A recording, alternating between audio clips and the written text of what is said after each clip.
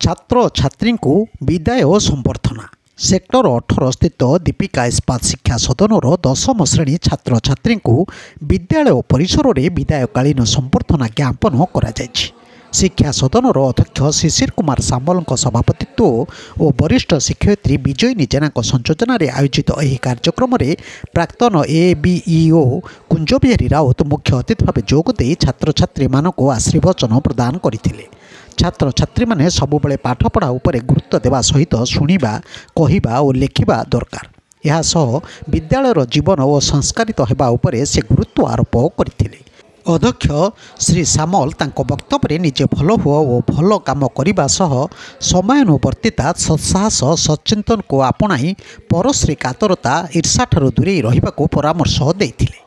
यही अवसर में 10म श्रेणी छात्र छात्री माने विद्यालय में बिताइबा स्मरणीय मुहूर्तर और सेमानकर अभिज्ञता को प्रकाश करथिले।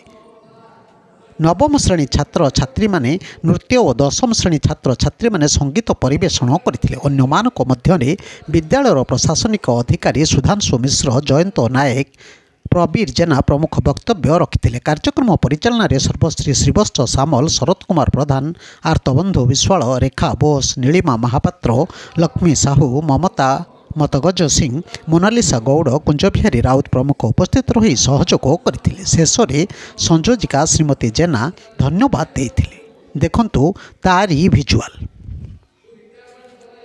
आज आमर ए विद्यालय दीपिका इस्पात शिक्षा सदन सेक्टर 18 विद्यालय 10म श्रेणी 10म बैच मैट्रिक परीक्षा पिला देवाक जाते से आज विदाय संबर्धना दि जाऊँगी। से पिला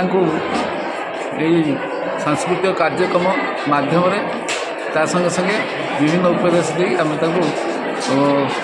भविष्य में सत्मार्ग केमी परिचालित हो जीवन उत्तरोत्तर उन्नति करे से विषय आम जन। धन्यवाद। ब्यूरो न्यूज ओडिशा कथा यूट्यूब चैनल को आपण मैंने देखुंट मतामत दिंतु लाइक करूँ सब्सक्राइब करूँ और शेयर करूँ।